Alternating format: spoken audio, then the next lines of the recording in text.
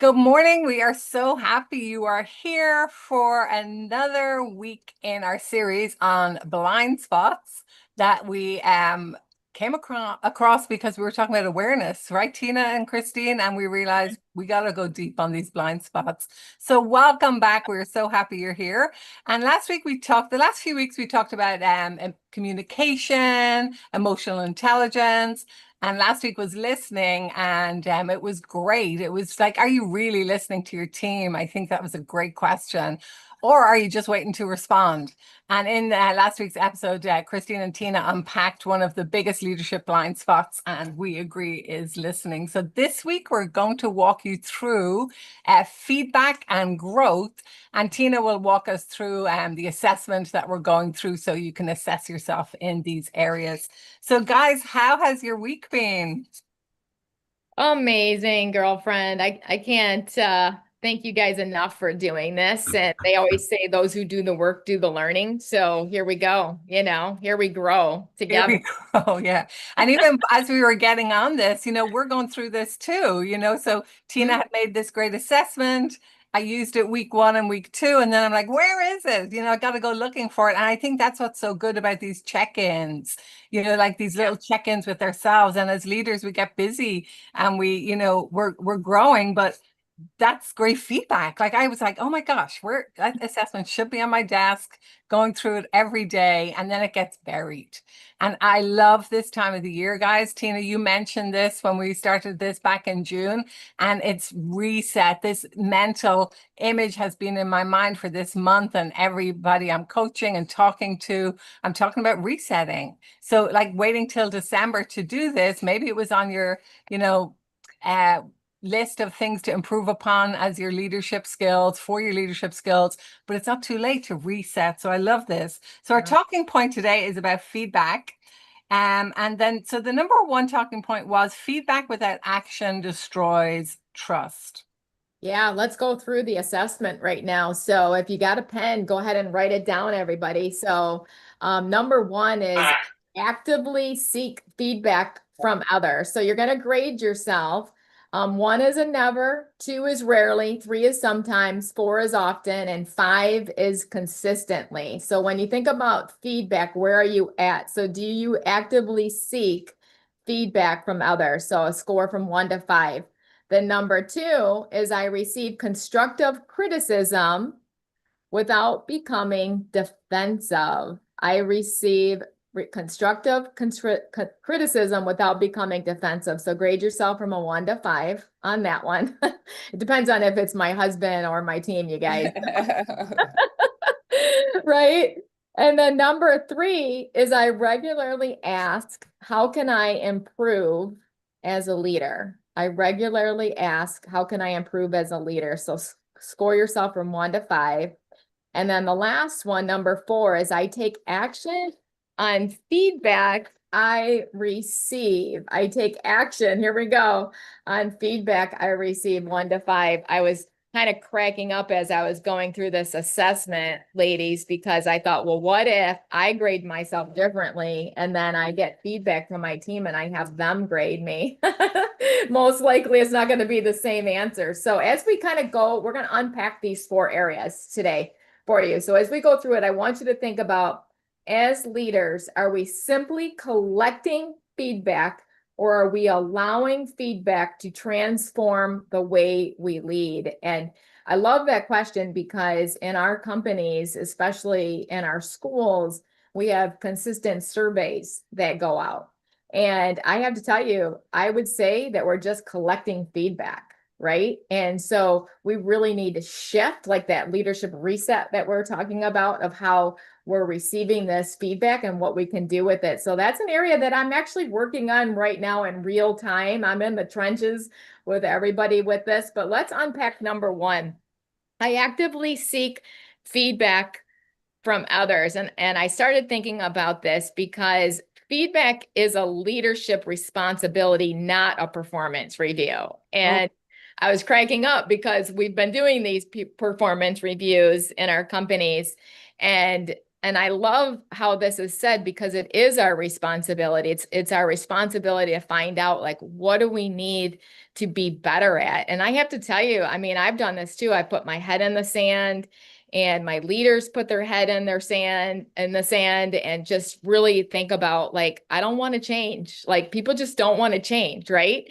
And so how can we get better is always the question that I have is how can I ask before problems become that crises? We're going through a crisis right now. We have 9 companies. One of our companies, it's always one, right? Maybe 2 or 3, but if it's all of them, then we're in trouble, right? But we have one of them, it's in a big crisis right now. And as I start to walk through this and I'm really, calming myself down and thinking, okay, what do we need to shift so that this never happens again? What's our leadership reset, so to speak? What do we need to shift? And so I think in that company, we've been waiting too much for annual reviews, annual Oh, yeah. surveys. And so how can we invite feedback to create that trust? And a better word is that respect, right? So we've noticed that there's been a drop in respect for our leaders. And so how can we build that? And that's through building trust and psychological safety. So I'm unpacking, trying to figure out, well, where did it fall through the cracks? Like what happened? So we're just in process. So stay tuned to that one. I'll be sharing over the next few weeks as well too. Yeah. I think that's so good, Tina. And how do you know that you need that? And I think the biggest thing is how do we get feedback from our employees because they see what we don't see, Yeah. right? So they're really out there, Hmm. so to speak, in the trenches. They're doing the work, but they're doing it from a different perspective. Yeah. And our perspective, sometimes we talk about this a lot with Nuala and Tina all the time, is sometimes we're so used to seeing way before that we're way ahead, Too far. Uh-huh. too far. Yeah. And sometimes it's like if you would just take a few steps back and, you know, how do we evaluate that? And I think the active listening that we talked about is really important, but are you using tools in your company that will help you get the feedback? And I just want to I have a perspective on this too. I think is feedback in your culture? Like, is it in your DNA?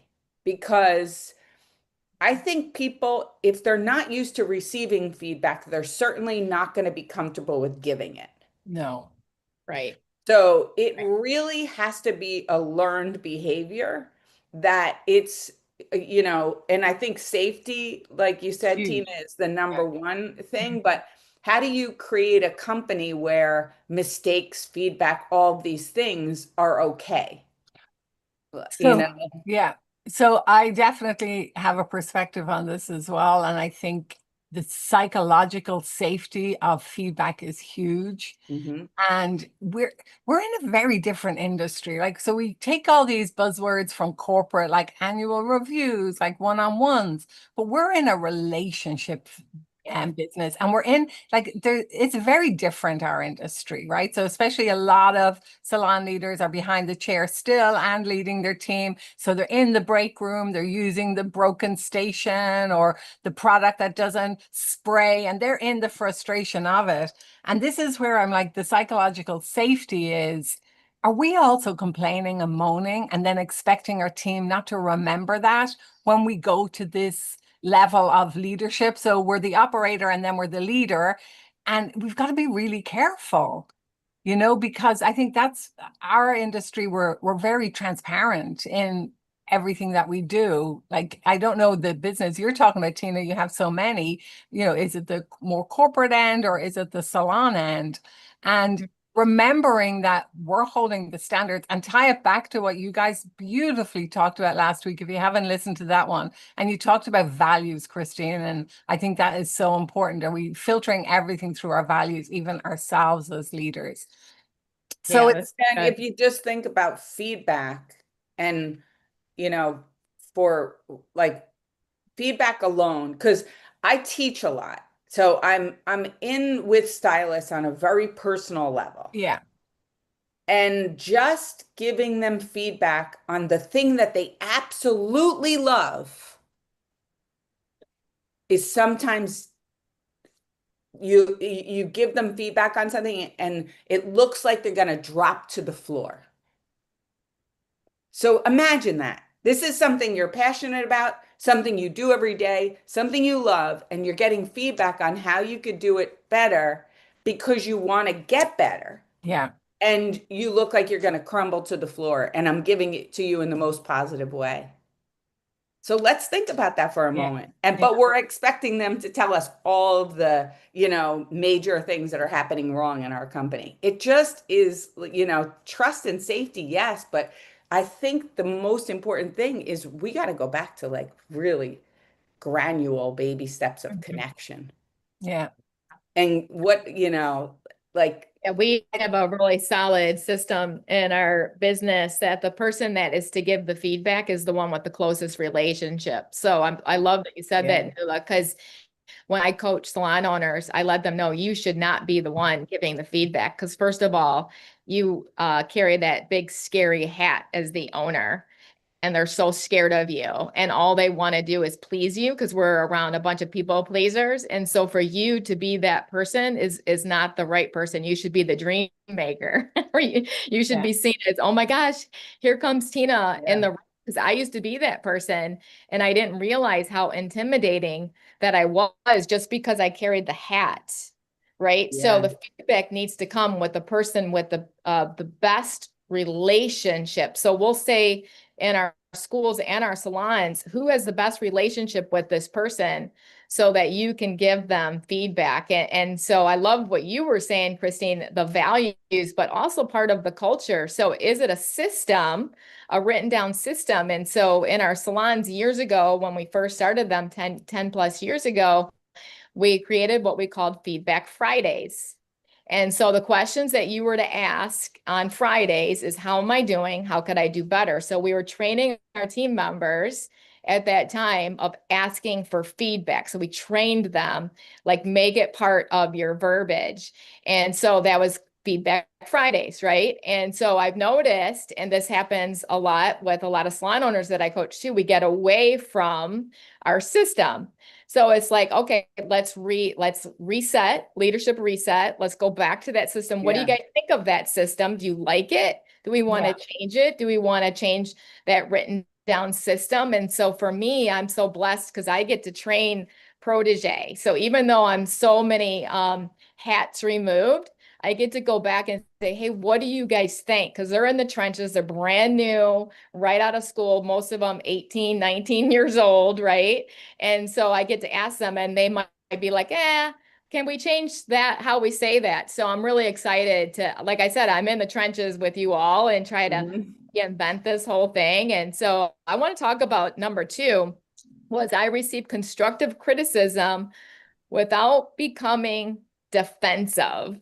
Mm. Okay, so how did you grade yourself here? And I kind of was giggling, but it's actually true. Like if it comes from my husband, like I become very defensive, especially when it has to do with my businesses.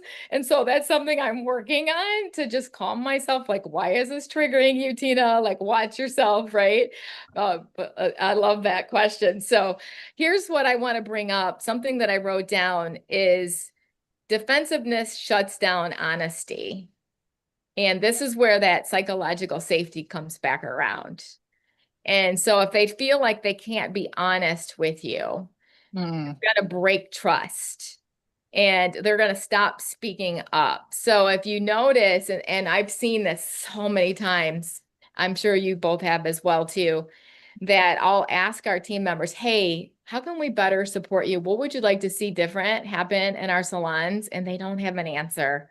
And that scares me because there's got to be something, right? There's no like perfect world, no perfect business. And ironically, they'll say nothing, nothing, nothing, and then something blows up or they quit because they just never. And I remember we had a team member that quit and went to work in a salon suite. And I started thinking, I don't believe we ever really built that trust with her. Even though she was with us for 7 years, I don't believe that was ever completely built because she did not speak up. And then the other thing I wrote down is silence in an organization is often caused by past reactions. And so somewhere along the way, we broke trust with this person. And so I started thinking about that. And so she was silent. We were silent. We weren't asking those deeper questions to try to draw this out. And so I don't know about you two, but this is an area that I need to get better at. And I started right along with all of the rest of them. And I thought I need to get better at this. And so how about you, Christine? I think that I've actually gotten better at this. I've practiced this a lot and I think the way I did it was I think that I did a lot of work on this when I went through my NLP training. And it was more about not doing things in the moment. Um, I might have, if somebody gives me feedback, instead of me getting defensive, I just think about it. But I think paying attention to what my body is saying is most important.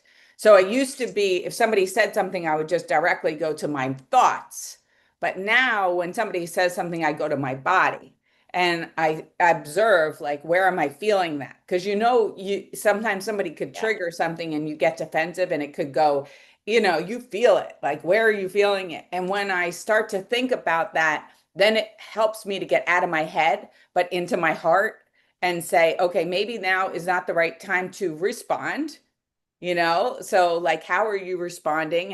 And we talked a lot about listening last week, but I think too is like, what level are you listening as they're telling you, So that helps me to try to figure out, like, not to be defensive. And Tina, you always say this, and this has helped me through a lot of things, is put a 10 on their head and always know that they always have the best intentions. They might not always speak the best intentions. Yeah. They might not know how, right? Yeah. So good. Well, let's talk about number 3.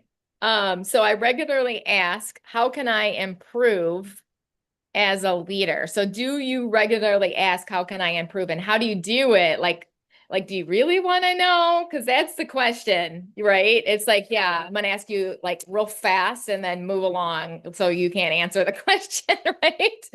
And so I wrote this down. Growth-minded leaders never arrive. Right? So are you a growth-minded leader, or are you like just closed-minded, so to speak, and saying, I'm good enough. If they don't like it, too bad for them. Oof. Right? And so again, I've said this for years, leadership's a journey, not a destination. Leadership's a journey, not a destination. So where are you at on this leadership journey? Because the best leaders remain students. And here's the word, and this is how we hire, and this is how we sustain. So we created our company under this word as humility. And we created it and we sustain it on a consistent level by talking about this and just really constantly asking, am I striving for continuous improvement? And if I really am, how am I actually doing that? And so we've built what we've called in our company, it's a culture of intentional growth plans. And so what does your intentional growth plan look like? And so hopefully, right, myself as a leader, then our team leaders, hopefully that they have something to say and say, you know what, this is what I'm working on this year. This is my leadership reset. And hopefully it's exactly what it should be on as well too, right? Because leaders got to go first. They need to share with their team. So that humility is everything. Yeah. So true.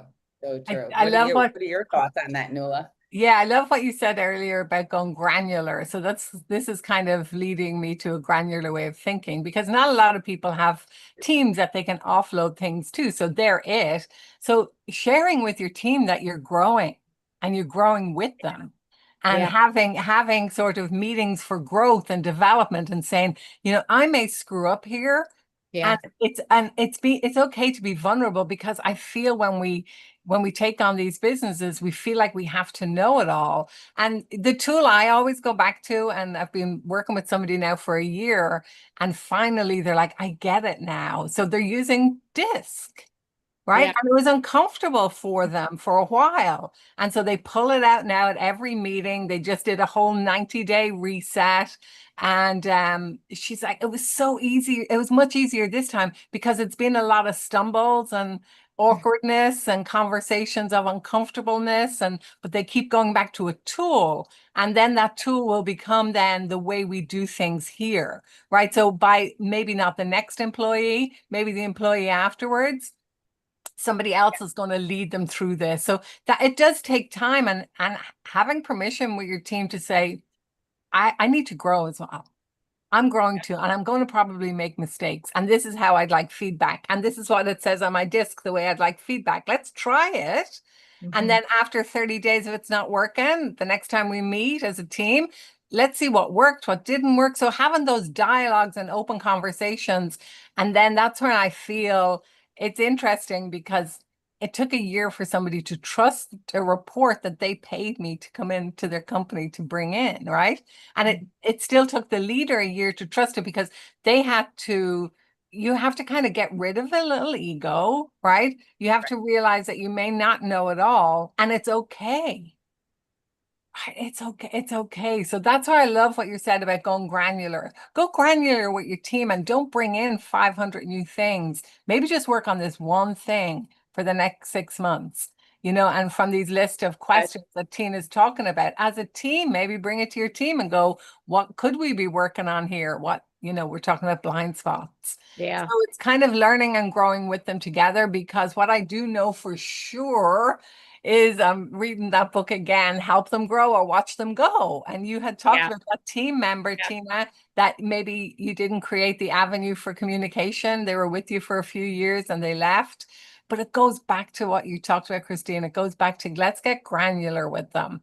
And we can use all these great tools that we have, like ChatGPT or Claude, whatever you're using, and put in their discs, put in their feedback, and we can create this great kind of resource, but it's how we're using it, and those one-on-ones I think are great, so that's what I think when we're talking here. It's okay to be vulnerable with your team. Yeah. I love what you brought up, actually, Nuala, and that's the tool that we decided to start using, was the DISC EQ. So we have a DISC assessment and emotional intelligence assessment, and it was just such a perfect tool, Nuala, to bring into our companies. And I use it for salon owners that I coach as well. In fact, I won't even coach them without doing that first, right? Yeah. Because it's so simple. And it just spells it out. It's a coach in the box. And so here, you can just take this and develop your own intentional growth plan. And I was first introduced to an intentional growth plan by the CEO, and now, John Maxwell's partner, Mark Cole. And I remember when he showed his intentional growth plan, you guys, because here I'm thinking, man, I have this great growth plan set up. And then he comes in and trains all the John Maxwell coaches, the Maxwell leadership team members. And he has a 10-page every single year of his intentional growth plan, 10 pages. And he shows it to us. And I was like, holy smokes, I need to get better at this. Right. And so again, leadership's a journey. It's not a destination. And like Nuala said, let's start with one thing and then move on. But could you imagine? And I just thought of this as you were talking, Nuala, because I love this. When we start to talk about this, I thought, what if I were to share my yearly intentional growth plan with my leaders that I lead, like who I'm accountable to and who I'm responsible for? And so we've done little bits of that here and there. But what if I were to share that with them to give them like an idea, and then also go back to it on a consistent basis, which actually takes me to number 4. I take action on the feedback I receive. So meaning, am I also continuing to ask them for feedback? Hey, how am I doing? Yeah. Right? Like what's your thoughts here? And the thing I wrote down here is feedback without action destroys trust. There's that trust word again. right? Because the speed to our organization moves at the speed of trust, right? And so people stop sharing when nothing changes. Yeah. That's the challenge when Yeah. nothing changes. I was just gonna say ouch because Yeah.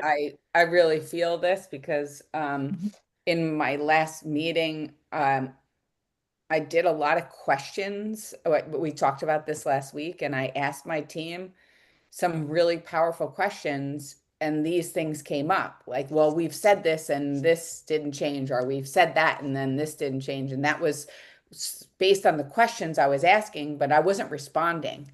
I was just asking questions just so that I could deeply listen to what the culture was saying and what things were underlying. Um, so I talked less. But what I realized is I did start to make changes, and the small changes, like just changing the meeting so that it was more active listening.